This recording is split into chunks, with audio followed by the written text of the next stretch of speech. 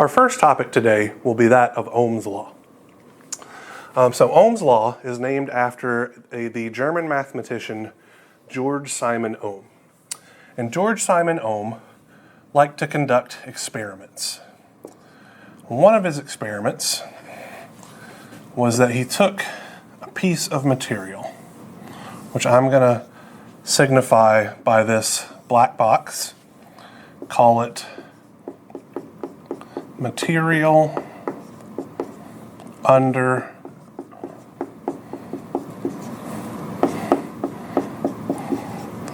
test. And what he did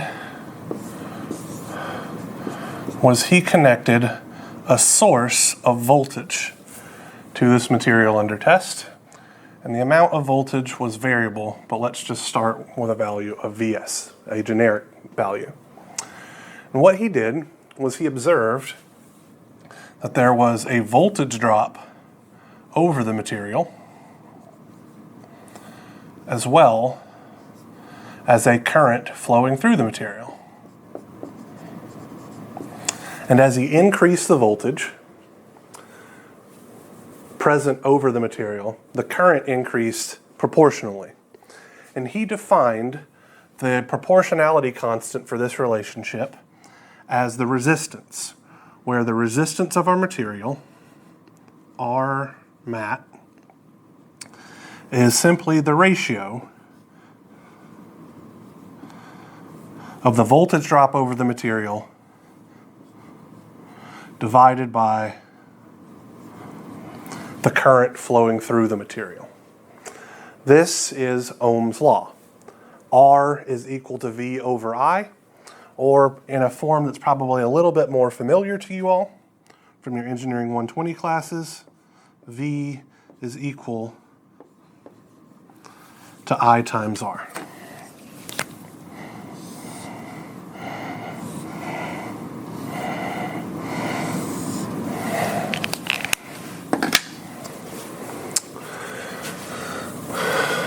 Resistance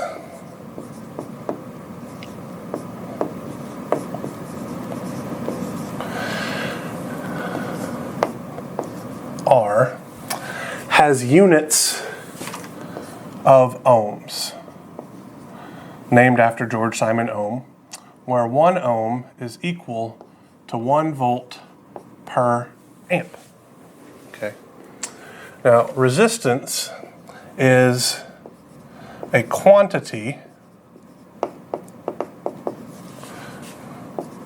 which describes an entity's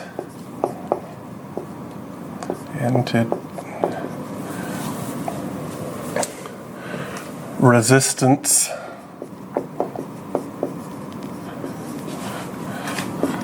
to current flow. So the higher the resistance of a particular material or component means that it's more difficult to pass current through it. So for instance, a diamond has a very, very high resistance because it's a very good insulator, whereas a piece of copper has a very low resistance because it's a good electrical conductor. Now, resistance experimentally is absolutely simply the ratio of the voltage drop over our quantity of interest divided by the current flowing through our quantity of interest. But you've also been introduced to a second relationship in your Engineering 121 class that's actually going to prove quite useful for us.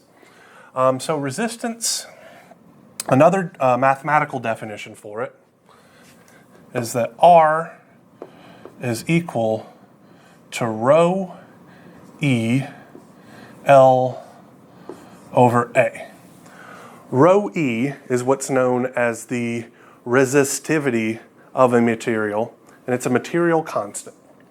L is the length of the material, and A is the cross-sectional area of the material. So, for instance, if we had a rectangular chunk of some material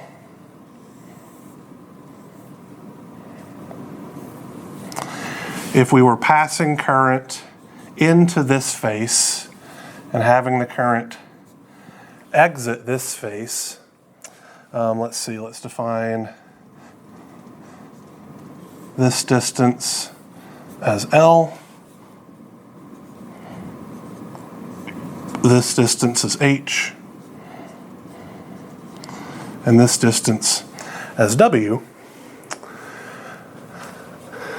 Then the resistance in this configuration would be different. Let's call this current I1 and current I1 than if we were passing the current, say, through this face of the material.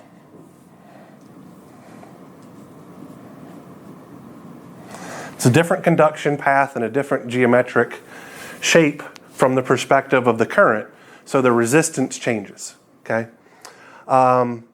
So if we wanted to make something highly resistive, typically speaking, what we do is we make sure that its cross-sectional area is very small and it has a very large length. So if you were to say, look at the heater coil on a space heater, pretty common appliance here in the United States, you would see that the heating element is really just a piece of, I believe it's called nichrome wire. So it has a very small surface area, but it's very, very long, and it's wrapped around multiple times.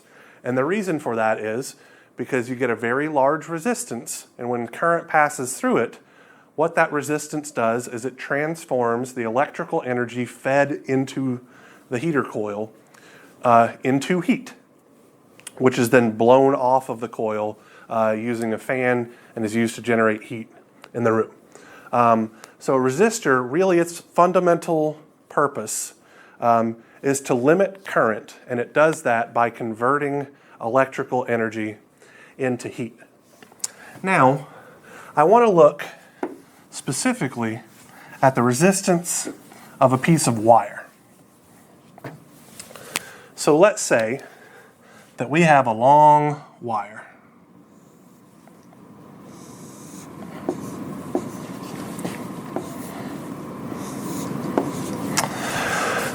Such that this diameter here, here we have our length.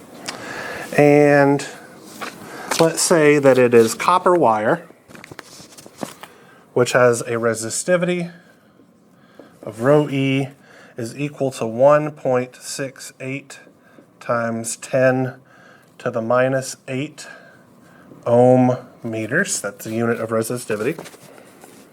It has a diameter of 1.024 millimeters. So this would be the physical dimensions of AWG number 18 copper wire, which is very similar to the wire that you used in your Engineering 120 class to connect, say, your voltage output from your Arduino to a resistor, an LED, etc. Very similar size wire. And just for the sake of argument, let's use a very long length, 10 meters. Now 10 meters of this wire would be, let's see, 10 meters is probably around 32 feet. So a significantly longer section of wire than you would have used for any of the circuits that you've built to this point in your engineering curriculum. So I want to calculate the resistance of a 10 meter long section of this wire, right? So using our equation, our resistance is rho, 1.68 times 10 to the negative 8 ohm meters, times our length, which is 10 meters, divided by our cross-sectional area. So we have a circular cross-sectional area, pi times the radius squared, where the radius is just half the diameter. So that would be pi multiplied by our diameter, 1.024 millimeters squared divided by 4. So this is the radius squared is the diameter squared divided by 4. And we would also have to go through and convert millimeters to meters. So there are 1,000 millimeters per meter. And we would have to square this guy as well. And what we would get is 204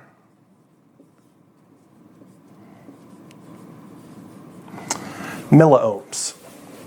Okay, so this is a very small value of resistance. 204 milliohms is, I think, about 2,000 times smaller than the smallest resistor that you used in your Engineering 120 class. You usually used around a 470 ohm resistor for your biasing your LED circuits to make sure that they shone very brightly. And this is a little over 2,000 times smaller than that. And notice that the length of this wire, again, is 10 meters.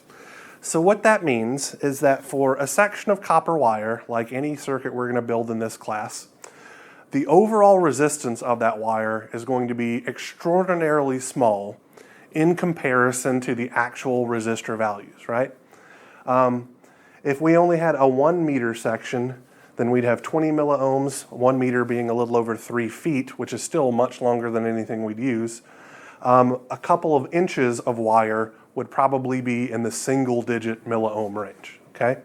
So typically speaking, the resistance of a wire is thousands of times smaller than even single-digit resistor values, 1 ohm, 5 ohm, that kind of thing. So to this point, we have always assumed that the resistance of a wire is 0. And we've just proven why we can do that, right? So in your Engineering 120 class, you were never once asked to bother with figuring out whether or not the wires that you were using were actually going to have any influence on the behavior of your circuit, assuming you connected everything correctly. And this is why, okay? So we're going to continue to make that assumption in this class. I just wanted to be very explicit about it. And that also leads me to another brief topic, okay? You will hear certain terms bandied about in circuits classes an awful lot. And one term that you may have heard of before, but you really don't know what it means, is a term of a short circuit.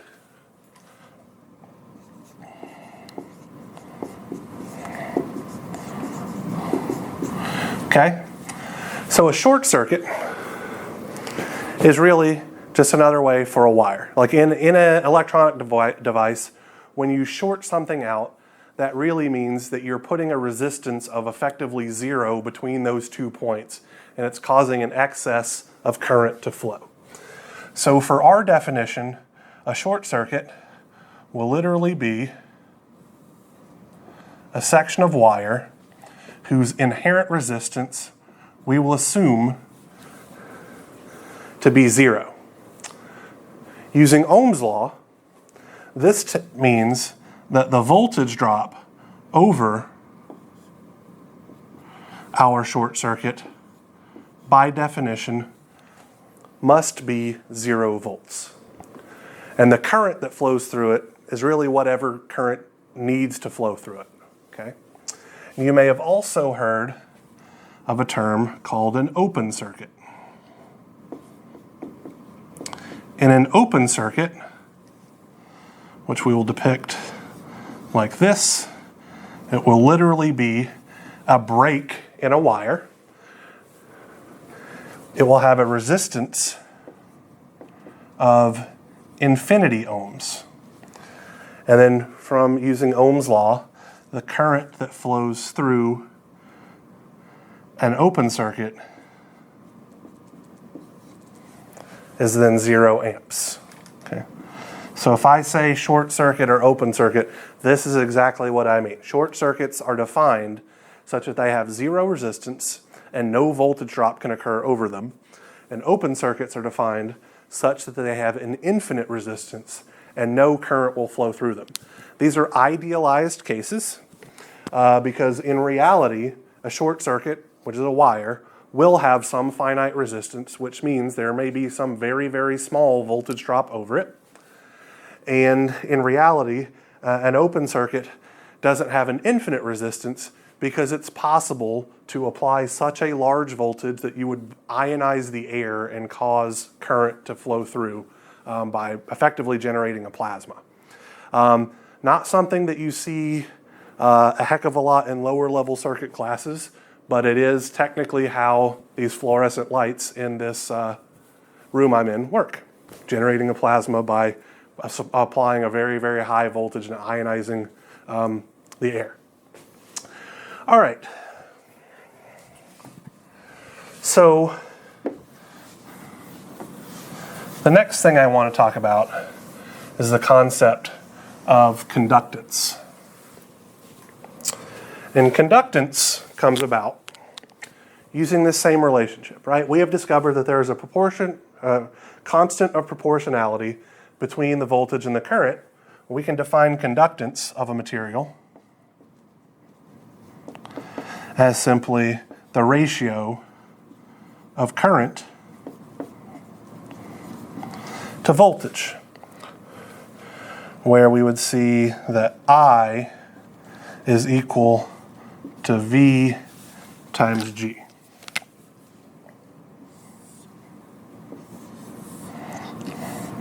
And we could also observe then that R, resistance, is equal to 1 over G, conductance.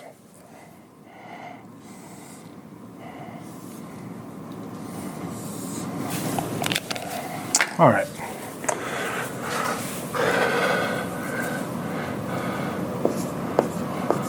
So conductance, G, has units of Siemens, where 1 Siemen is equal to 1 amp per volt. Since conductance is simply the inverse of resistance, conductance is a quantity which describes how easily current will flow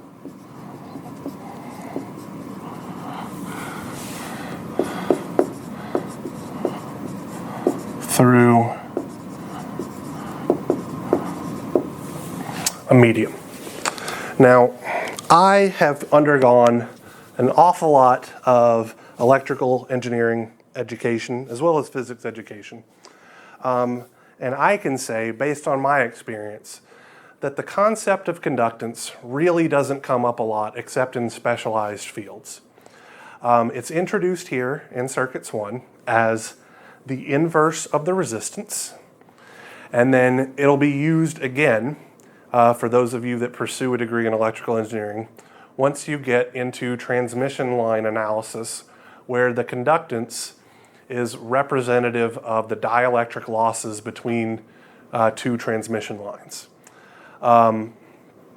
It's also used a bit in network theory, and those are really the only places that I can think that it's regularly used off the top of my head. I say all of that to let you guys know that you're going to see problems using conductance in your homework assignments. And in my opinion, the best method to approach these problems is simply to convert all of your conductances into resistances and then move along from there. The reason why I say that is because this inverse relationship means that you are going to have to develop inverse relationships for everything that we develop for resistors in order to do combinations, apply Kirchhoff's current law, Kirchhoff's voltage law, things like that. It's just going to make your life significantly more difficult unless you just go through the simple step of converting all of your conductances to resistances. So I would highly encourage you to do just that. All right, so the next thing that I would like to do is talk about how we can incorporate these different formulations of Ohm's law into our power relationships to make things easier, right? So we know from our last lecture that power, P, is equal to the product of current multiplied by voltage. If we use Ohm's law, V is equal to IR, we can rewrite this expression as I squared times R, or V squared over R. So for a quantity that is exhibiting resistance, we no longer have to know both the current and the voltage in order to calculate power. As long as we know the resistance and either the current or voltage, we can determine the power absorbed by that resistance. Similarly, if we use I is equal to V times G, our power relationships for conductances become V squared multiplied by G, or I squared divided by G. Now, one thing to note here is that whether we have a resistance or a conductance, our quantity using these relationships, I squared R, V squared over R, V squared G, or I squared over G, our quantity is always going to be positive. And that's actually very important, because what that means is that resistors and conductances cannot supply power. They can only absorb power. And that's actually perfectly true, because resistors and conductors or conductances don't have any means by which to store power, which they would have to be able to do to be able to supply it. All these guys can do is convert electrical energy into heat, period. That's all they can do. So they can transform energy, but they can't store it ever. And that's going to be very important, important caveat that's going to come up in our circuit analysis with regards to how we're going to define polarities and things like that. We're always going to try to make sure that our resistors appear as if they are absorbing power, because we know that's how they're supposed to behave. All right, when we come back, we will spend a few minutes and talk about Kirchhoff's voltage law and Kirchhoff's current law. Now we're going to talk about Kirchhoff's current law. Let's consider a situation where we have a node point,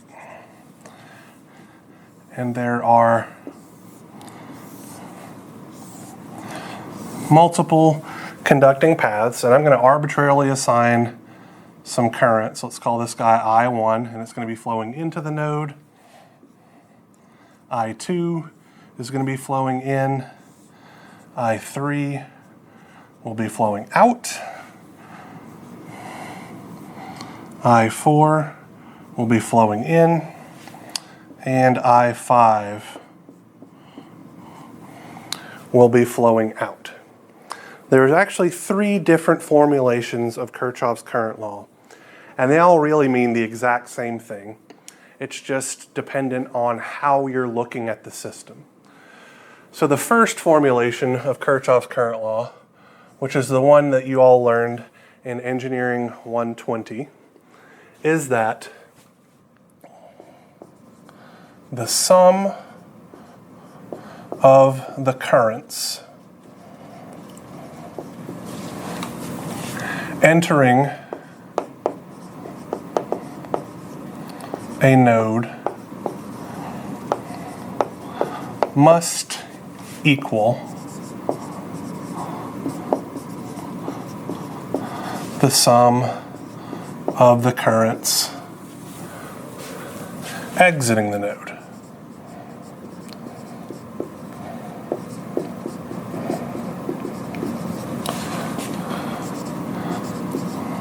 Okay? So before we jump into a mathematical expression using our example, I'd like to talk about why this must be true. Okay, it won't take but a second. So, what would it mean if the sum of the currents entering a node didn't equal the sum of the currents exiting a node? What that would mean is that there would be something inside this node which is creating current, okay? Now that may not seem like a big deal, but current, by definition, is the rate of change of charge per unit time. So if you're creating current, you must also then be creating charge. And that can't happen, right?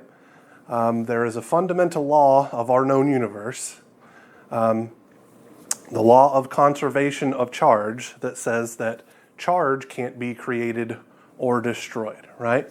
So if the sum of the currents going into the node does not equal to the sum of the currents exiting a node, then there must be some mechanism which is either creating or destroying charge, which violates all of our physical principles. So that can't happen. All right, so the sum of the currents entering a node. Current I1 is entering. Current I2 is entering. And current I4 is entering. Must equal the sum of the currents exiting a node. So that means I3 is leaving or exiting, and I5 is exiting. So this would be a Kirchhoff's current law equation at this particular node. We're adding up all of the currents that are entering and setting them equal to all of the currents that are leaving. A second interpretation of Kirchhoff's current law simply says the sum of all currents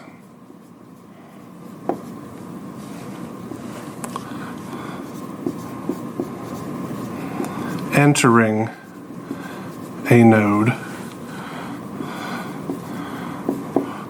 must equal 0. Now this isn't saying I1 plus I2 plus I4 is equal to 0. The assumption that we're making if we implement formulation 2 is that we could express all 5 of these currents as entering the node, okay? And so let's talk about what I mean by that. I1 is entering the node, for sure. We see that very easily. Similarly, I2 is headed into the node. I3 is headed out of the node. That means negative I3 is headed into the node.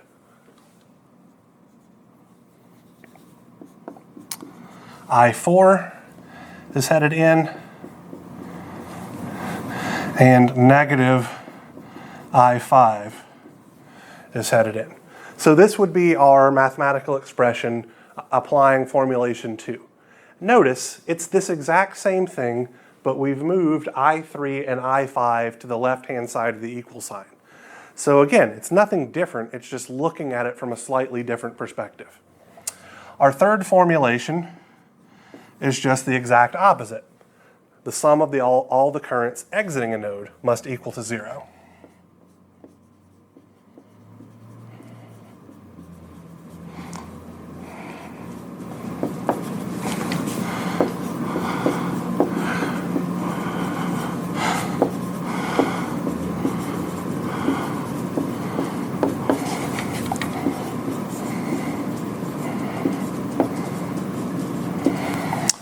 And in this case, negative I1 is exiting, negative I2 is exiting, I3 is exiting, negative I4 is exiting, and I5 is exiting. And so this mathematical expression is the exact same as this one, except multiplied by a factor of -1, which shouldn't be any real astounding revelation there. So all 3 of these really mean the exact same thing. The law of conservation of charge must be satisfied, okay? I don't particularly care which of these 3 you use, or if you use them interchangeably, because honestly, I use them interchangeably quite often. I will say that when we get to do nodal analysis in roughly 1 week's time, I am going to make a choice to use formulation 3 almost exclusively. And the reason for that will be pretty obvious when we get there, but I'll tell you right now, it's to eliminate a lot of extra negative signs because I have a personal habit of forgetting to include them or making simple mathematical mistakes when there's lots of negative signs around. So I use formulation 3 an awful lot to keep myself from making other simple mistakes throughout the problem. So let's put Kirchhoff's current law in action by analyzing one of the two most simple forms of circuits that exist.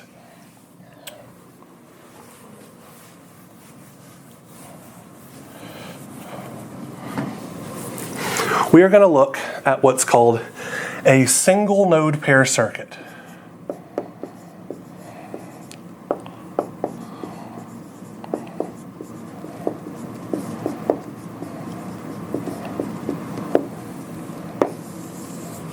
All right, in a single node pair circuit, there exists a single pair of nodes. That's why it's called a single node pair circuit. So this will be one node, our top. This will be another node, our bottom. And between these nodes, I can connect electrical components. I am going to choose current sources for this example. So let's call this a 3 amp current source, direction up.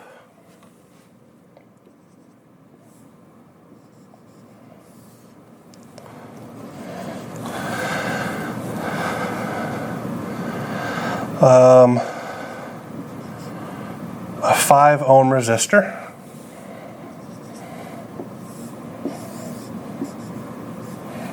A 2 amp current source, direction up. And finally, let's look at a 4 amp current source, direction down. So the first thing that I want to do is determine the current, which I'm going to call I5, flowing down through the 5 ohm resistor. The next thing that I'm going to do is to determine this voltage V5 across our 5 ohm resistor. And the last thing that I'm going to do is to determine the power supplied by our 3 amp source. So I'm just going to write this guy as P 3 amps is equal to question mark, okay? So to solve for I5 really just means we need to apply Kirchhoff's current law and then do some simple algebra. So I'm going to adopt the convention that currents flowing into the top node are positive and currents flowing out of the top node are negative. So my Kcl expression, so let's call it Kcl at the top node, right? This current of 3 amps flows in, so it will be positive. This current I5 flows out, so it will be negative. This current 2 amps flows in, so it will be positive. This current of 4 amps flows out, so it will be negative. And I set this equal to 0. And then I can mathematically rearrange, and I would find that I5, so I can just move I5 to the other side of the equal sign. I will get 3 amps plus 2 amps minus 4 amps is equal to 1 ampere. So we have successfully applied Kirchhoff's current law, right? We just picked one of the 3 conventions and stuck with it and then did simple algebra. Now to get the voltage V5, I need to apply Ohm's law, which we've previously talked about. Well, Ohm's law says that, let's see,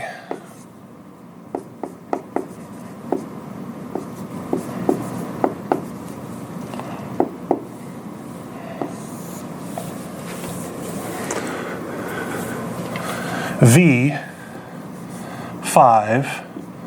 must be equal to the resistor value, which is 5 ohms, times our current, I5. So that's 5 ohms times 1 amp is equal to 5 volts with its polarity. Pretty trivial stuff. Now let's talk about our power, right? So to determine the power of our 3 amp voltage source, we first need to define whether we want the power absorbed or supplied. So let's, for argument's sake, find the power that is absorbed by our 3 amp source.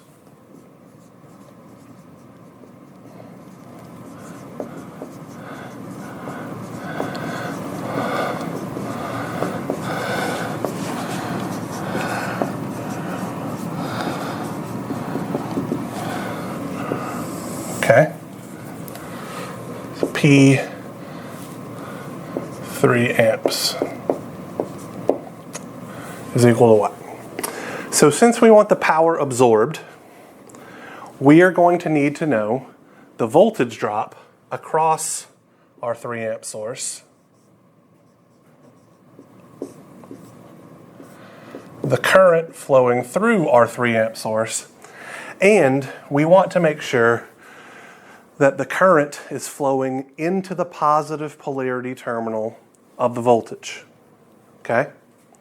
So current's flowing into the positive polarity terminal of the voltage, because if the current's flowing into the positive polarity terminal, then the product of V times I is the absorbed power. If the current were flowing into the negative polarity terminal, the product of V times I would be the current supply, or excuse me, the power supplied by that source. So if the current should be going into the positive polarity terminal, then this represents V3A, the voltage drop over our current source. Now, how can we figure out what that voltage drop is?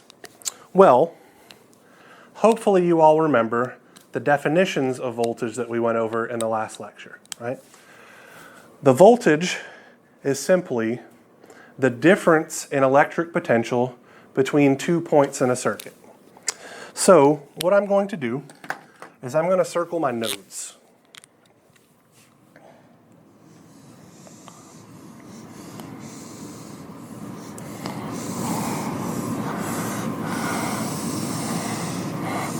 So that's one node point.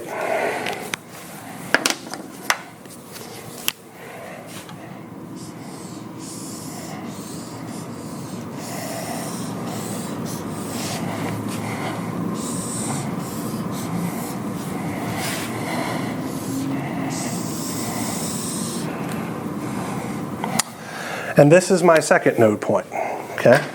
Now, we are also going to be slightly applying Ohm's law here, and let me explain what I mean by that, okay?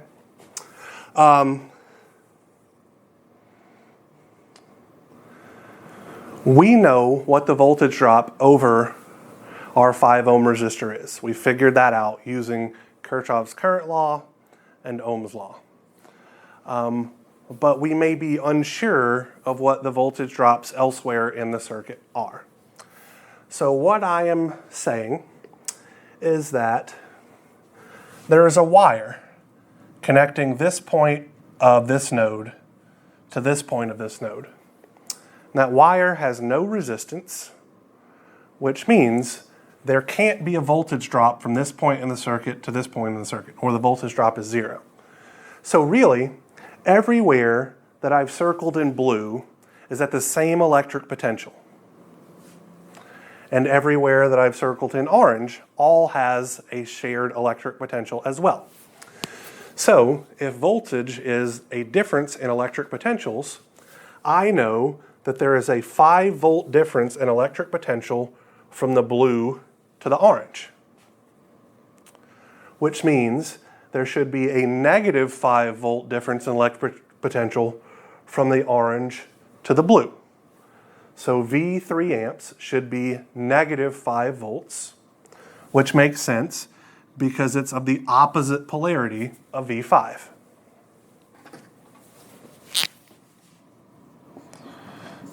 So we have negative 5 volts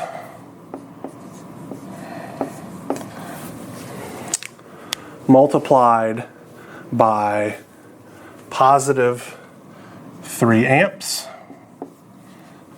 means we are absorbing negative 15 watts of power. So we've solved for 3 different quantities in this circuit, really just using Kirchhoff's current law, Ohm's law, and our definition for voltage. When we come back, we will add another tool to our belt, Kirchhoff's voltage law, that would have actually let us figure out what this voltage is in a more simple way. As you may recall from Engineering 120, Kirchhoff's voltage law states that the sum of the voltage drops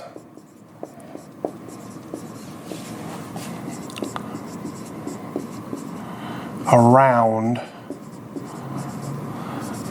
a closed path must be equal to 0.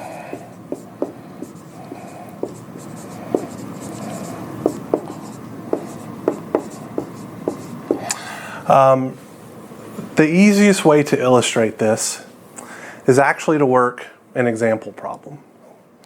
So I've chosen a fairly difficult example problem.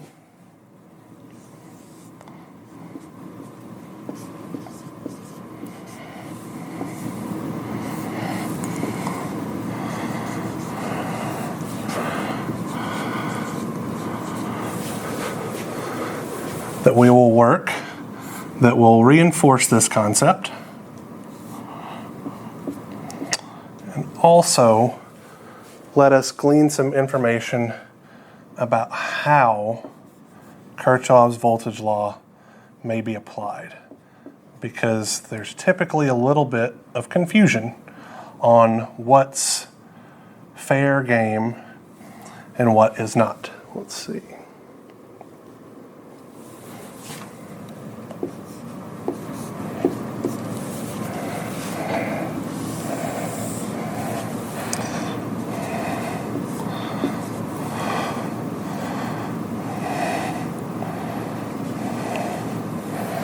All right, so this is the example problem that we are going to be working with.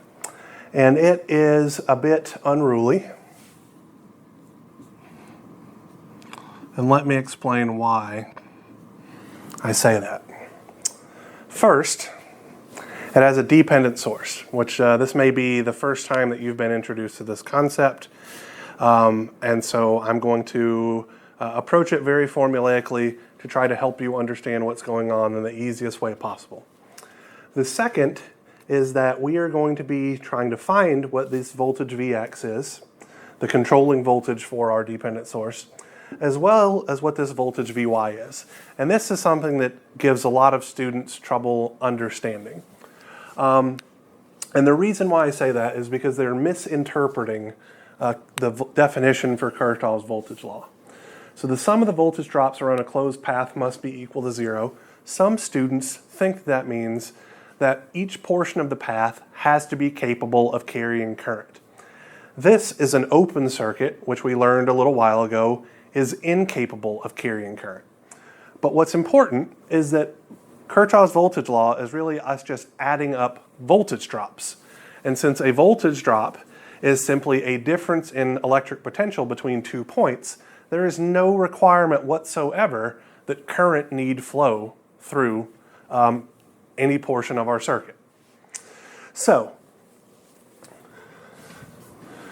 let's start by writing a Kirchhoff's voltage law equation around the outside perimeter, okay?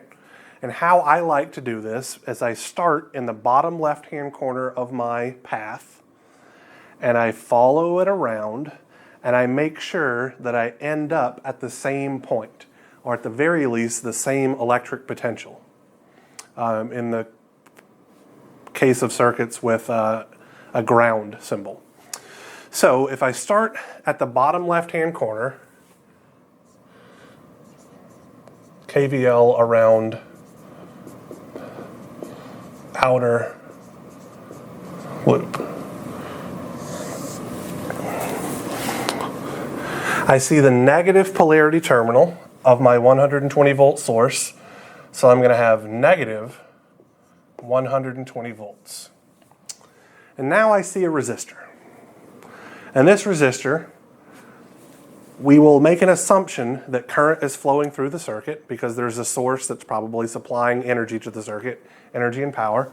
And so we're going to make an assumption about the direction that current is going to flow. So we could choose current flowing clockwise or current flowing counterclockwise. And in the grand scheme of things, it doesn't really matter which direction we choose. I would typically choose current flowing clockwise so that the current would be leaving the positive polarity terminal of this 120 volt source, because I'm making an assumption here that the 120 volt source is supplying power to the remainder of the circuit. But just for argument's sake, I'm going to define my current, let's just call it I, as flowing counterclockwise, meaning it's leaving the positive polarity terminal of our dependent source. So in essence, I am saying I think this dependent source is supplying more power than this independent source. And I honestly don't know which interpretation is correct, but things will work out anyway. So, because I'm choosing my current flowing counterclockwise, I'm going to assume a polarity for the voltage drop over my 30 ohm resistor. And the assumed polarity is going to be positive polarity on the right, negative polarity on the left, and I'm going to call this V30. The reason I'm making that assumption is because I want the current to flow into the positive polarity terminal so that this guy appears to be absorbing power. That's it. It honestly wouldn't make a whole heck of a lot of difference if I'd assumed the other polarity. It would just introduce an extra negative sign that we'd have to deal with later, but I'd rather not confuse you with that right now. So, going back to our Kirchhoff's voltage law equation, we now see the negative polarity terminal of our voltage drop V30.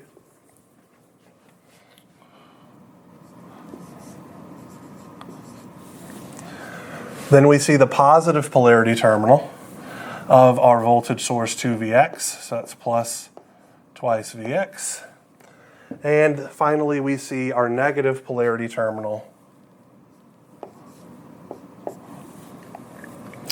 of this voltage drop over our 15 ohm resistor is equal to 0. And we can rearrange this guy a little bit, right?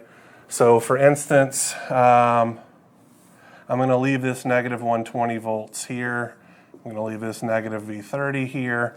But 2Vx minus Vx just looks like positive 1 Vx. So I have, at present, one equation with two unknowns. So, what can I do now? Well, I have actually lots of options, right?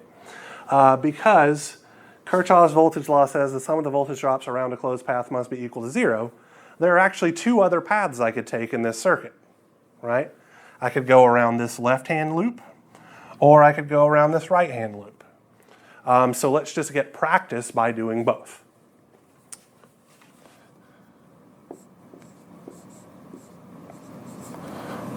So left-hand path.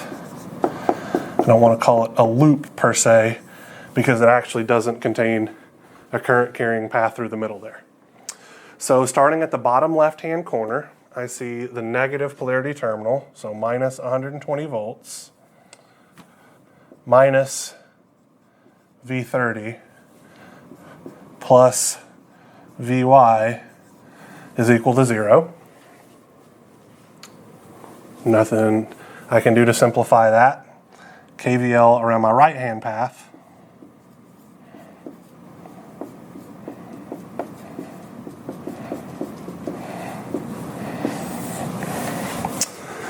See the negative polarity terminal for Vy. So negative Vy plus twice Vx minus Vx is equal to 0. So I can simplify this a little bit. Negative Vy plus Vx is equal to 0. So let's see. I have one equation, two equations,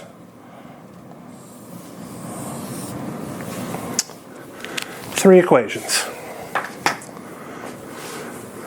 And I have three unknowns, V30, Vy, and Vx. So I believe I have enough information to solve these guys, right? So three equations, three unknowns. So what I'm going to do is I'm going to express this in matrix form, and then I'm going to use the equation solver functionality on my calculator to make things a little better. So let's call Vx my first variable. So I have, let's just put it here, Vx, Vy, V30. 1 Vx, 0 Vy, negative 1 V30. This is going to be multiplied by my variable vector.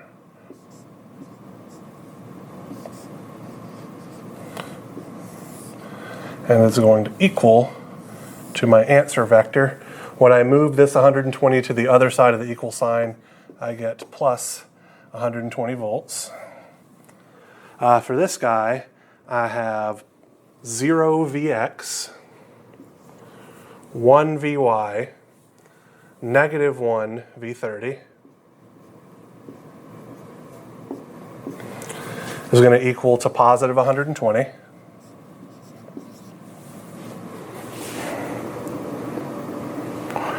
And then I have this guy, 1 Vx,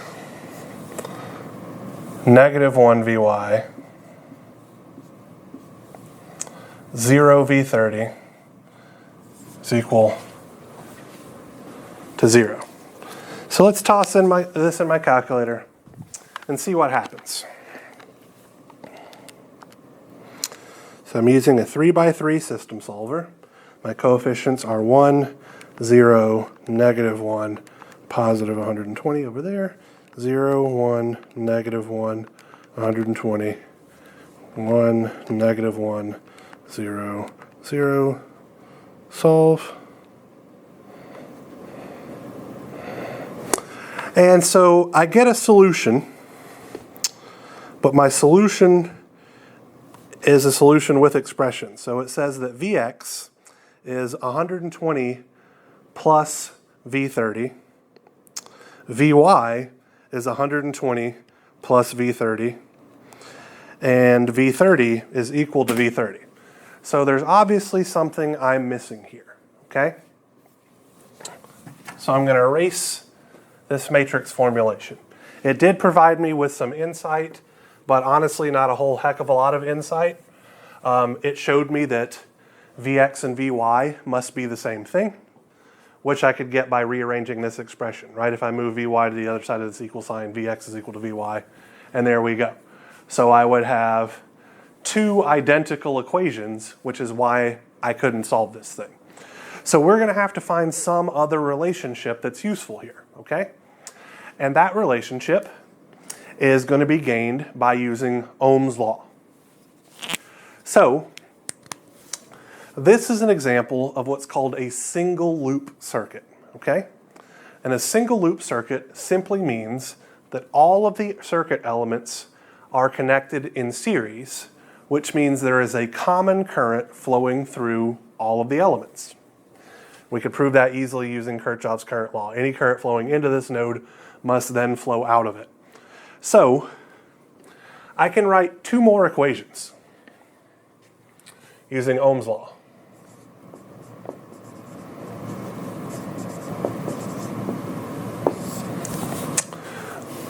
Let's write an equation for V30, right? Ohm's law states that the voltage is simply the current times the resistor value. So in that case, this would be the current of I multiplied by the resistor value of 30 ohms. So that's one equation. We could also write an equation for Vx in terms of I. So Vx will be the current flowing into the positive polarity terminal, so I comes all the way around, flows into the positive polarity terminal, times the resistor value, so 15 ohms, times I. Now, if we make substitutions here, we can see that we have negative 120 volts minus V30. So that's minus 30 ohms times I plus Vx, which is 15 ohms times I is equal to 0. And I'm running out of space here, so we'll put it over here. We can simplify this and say, let's see, negative 30 plus 15 means that we have negative 15 ohms times I is equal to positive 120 volts. Right? That's what I got by simplifying this and moving my constant to the other side. So our current I is then 120 volts divided by negative 15 ohms is equal to, if my mental math is correct, negative 8 amperes. Okay? So, what does it mean that that current is negative? Does that mess anything up? Absolutely not. All it means is that I chose the wrong direction for my current I. That's all. No big deal. The math works itself out as long as we perform everything correctly. So now that I know what I is, Vx, 15 ohms times negative 8 is negative 120 volts. And since negative Vy, and since from this guy Vx is equal to Vy, Vy must also be negative 120 volts.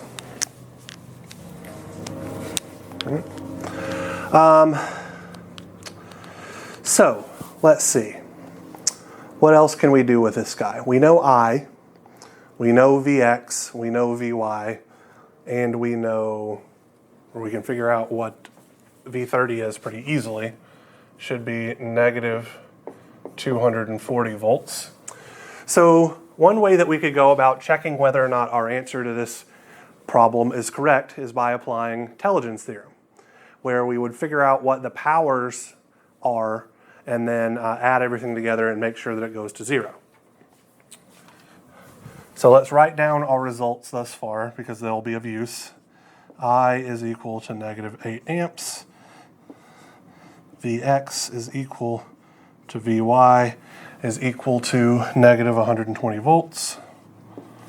And V30 is equal to negative 240 volts.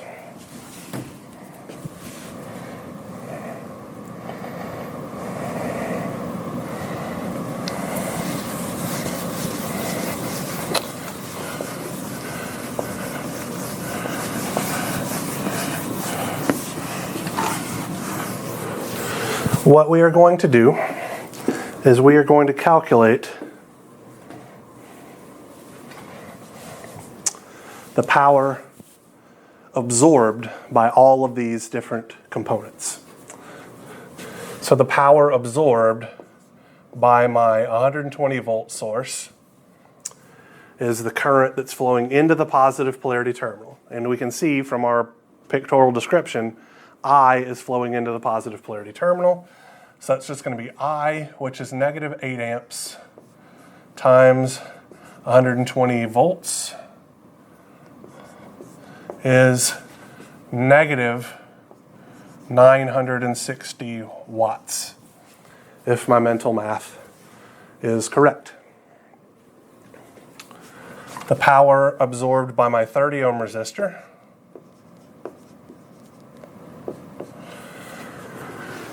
is going to be the current flowing into the positive polarity terminal, which is negative 8 amps, multiplied by the voltage drop over my 30 ohm resistor, which is negative 120 volts,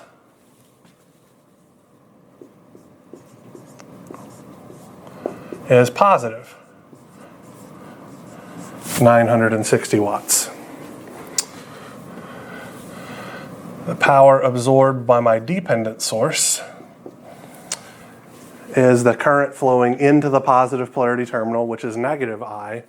So I'm going to have negative 8 amps times twice Vx, where Vx is negative 120.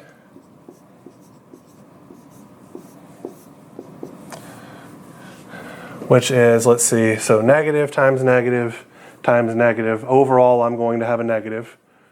2 times 120 is 240. 240 times 8, 1,920.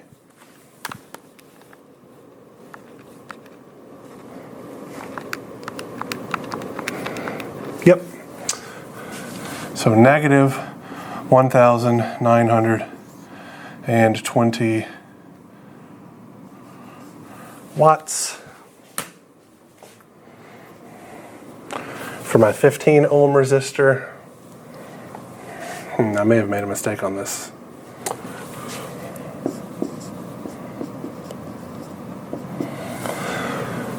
Current I is flowing into the positive polarity terminal.